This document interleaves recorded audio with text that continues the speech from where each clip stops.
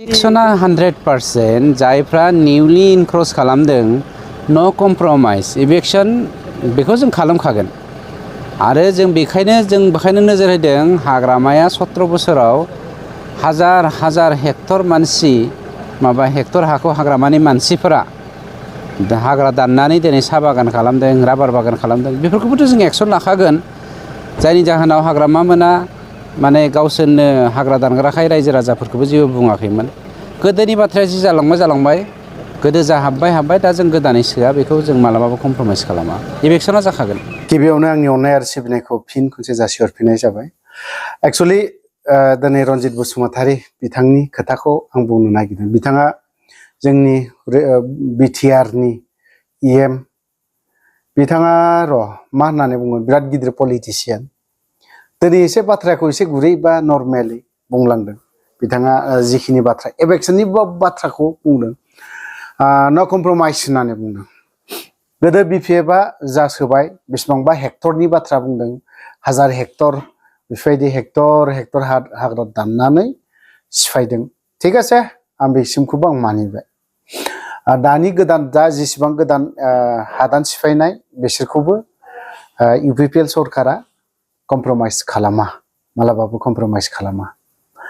आं बे मोनसे बाथ्राखौसो बुंनो नागिरदों रनजित बसुमतारी नोंथाङा फरेस्ट बिभागनि इएम बिटिसि नि हरनि 12थाब्ला नैबे साफागुरि हाइवे रड मेन रडआव दिनैसिमबो जे दंफाङा गलांबाय थायो मा हिसाबाव गयो ना नों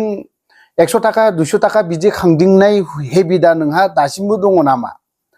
नोंथाङा सासे इएमब्ला बे खांदिंनाय हेबिटखौ गार आं बे खोथाखौ बुंगोन अफ्रिया बुंदों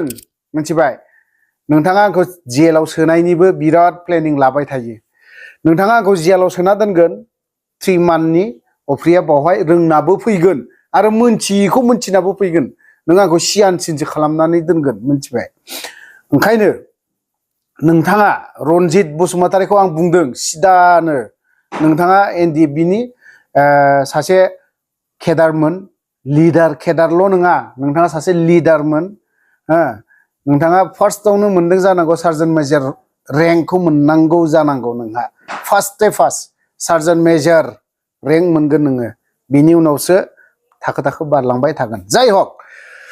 नोंथाङा सानसे समाव बर' हारि सिबिग्रा थैनो बासुमग्रा बा थैनायखौ गिनो रोङि थैनाया मा जिनिस बेखौ गिनो रोङि बर' हारिखौ देरसिन खालामनानै दिनै नोंथाङा सानसे समाव आफादाव हाबहैदोंमोन बेस्ट मोजांनि बाथ्रा दा फैयै नोंथाङा थैनो बासुमनो गिग्रा मानसि नोङो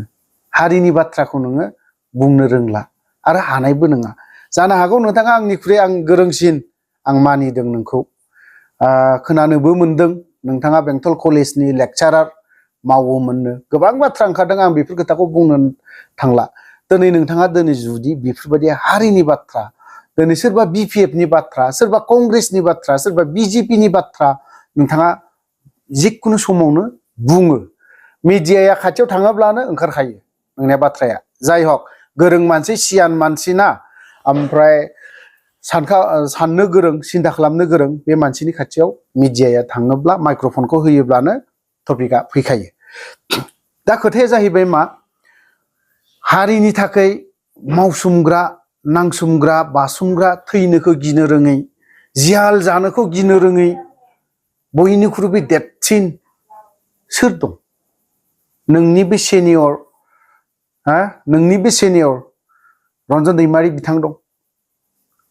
आरो सेन्ट्रेल जेलावहाय सोर दंबावो नोंनिनो सोद्रोमाफोर बिथांमोना जिउ जोबजासिम साजा मोननाय बिथांमोन सोद्रोमाफोर दं बेफोरखौ मा खालामनो नागिरखो नोङो बेफोरनि फारसे नोङो एसे सिन्था खालाम बिपिएफनि खोथाखौ मा बुंगोन नोङो कंग्रेसनि बाथ्राखौ नोंथाङा मा बुंगोन बिजेपिनि बाथ्राखौ नों मा बुंगोन पलिटिशियानफोराथ' फैगोन थांगोन जोबगोन खिन्थु दिनैनि जाखिनि बाथ्रा बुंनाय आं बावहाय सरजाबफानोसो लुबैदों बुंफानोसो लुबैदों दा बाथ्राया जोंनो गोबां खोथा ओंखारो जोंनि बै थैनोखौ गिनो रोङि सोद्रोमाफोर दिनै जियाल जासुमनानै दं बिथांमोननि फेमिलि न'खरा दिनै सोरनिबा गोदाव सोराव आलाय हाफाय जानानै दं हाजिरा मावनानै दं बिसिफ्रा गथ'फ्रा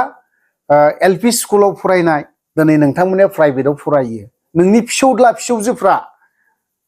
सरि क्षमा खालाम आं बेखिनि बाथ्रा बुंनायावहाय खारन बे एनडिएफबि नि सोद्रोमा बेफोरनि गथ'फ्रा मायाव फरायनानै दङ मोनजादोंना मोनलोङाखै मोनजादोंना मोनजायाखै बेखिनि बाथ्राखौ नों सिन्था खालामाखै बेखौ खिन्थु जायफ्रा जियालाव दिनै जिउ जोबजासिम साजा होजानानै दं बैफोरनि गथ'फ्रा मा जानानै दं बा बेफोरनि बिसिया मा जानानै दं बेफोरनि न'खरखौ नोङो एसे उदिस ला आरो मोजाङै खबर लानानै मा जामानानै दं बेखौ बुं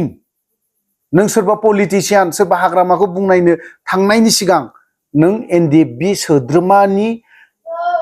मेम्बारफोरनि फेमिलि न'खरफोरखौ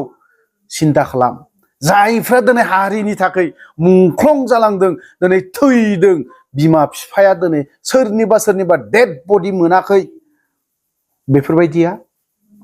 बेफोरबायदिनि न'खराव 5 लाखजों बेफोरनि माबाखौ सुख'नो हागोन नों रनजित बसुमतारिया नों मालाबा ओंखारहैफेरदों बे खोथाखौल' बुं नों गुबुननि बाथ्राखौ दा बुं नोंनो एनडिएफबि नि सोद्रोमाफोरा लिडारफ्रा कय एकजना मेमरेन्डाम बोहैदोंमोन रन्जन दैमारिखौ बरननायनि नामाव नोंनो होदों रनजित बसुमतारि एनडिएफबि नि सोद्रोमाफोरखौ कय एकजनखौ गाव इउपिपिएल आव आर'नाइ गानबाय एनडिएफबि नि गथ'फोरखौबो मा खालामदों आर'नाइ सोदला हैला बायदों जों दिनै बिपिएफ निबो आर'नाइ गानाखै इउपिपिएल निबो गानाखै कंग्रेसनिबो गानाखै जों ओरैनो दं दिनैसिमबो नों मानो बेफोरबायदि फुस्लायना लाना थांना गानना बै सोद्रोमाफोरखौ नों मा खालामनो नागिरदों माबे हाखराव खोख्लैहैनो नागिरदों नों अनलि गावनि पावारखौल' लुबैदों 2025 खौ जों नेगोन फैगोन नोंथांमोननि सरकारा जुदि मोजां मावोबा मा 2025 बिलाय 100 बोसोरसिमबो थागोन 2 बोसोरा 3 बोसोराथ' अनगयिं 3 बोसोर जागासिनो दङ दा जों दिनै 3 बोसोरनि उनाव मा परिबर्तन नुयो 2 बोसोराव परिबर्तन नुवा ठीक আছে आं मानिदों 3 बोसोराव नुवा परिबर्तनखौ आं मानिदों बोसोरब्रैयाव जों नुगोन आरो अफ्रिनि खोथाया बे समाव बारासिन जाबावगोन सोरनि सायाव जागोन बियो नों रनजित बसुमतारि इउपिपिएल नि सायाव जागोन जों बायदिया दिनैसिमबो रावनिबो आर'नाइ गानफेरा जों रावजोंबो अन्तत जोंखौ होनना बुङा आं बेजोंबो थाङा हाग्रामाजोंबो थाङाखै हाग्रामानिबो बियावबो आर'नाइ गानाखै नांगोलनि फ्लेग आर'नाइबो गानाखै जोङो एज ए पाब्लिक हिसाबै जों दिनैसिमबो दं थ' बाथ्राफोरखौ बुङोबा गोलाव खोथा ओंखारो रनजित बसुमतारिया जाखिनि बाथ्रा बुंनाय बिनि सायावसो आङो बेखिनि बाथ्राखौ बुंनो गोनां बाध्यता जादों थ' लोगोफोर आं भिडिअखौ बारा गोलाव खालामालाफानो रनजित बसुमतारिनि भिडिअखौ सिगाङावनो ससे होनानै होखाबाय आं भिडिअखौ बारा गोलाव खालामा बेवहायनो दोनथ'बाय जय बर' हारिनि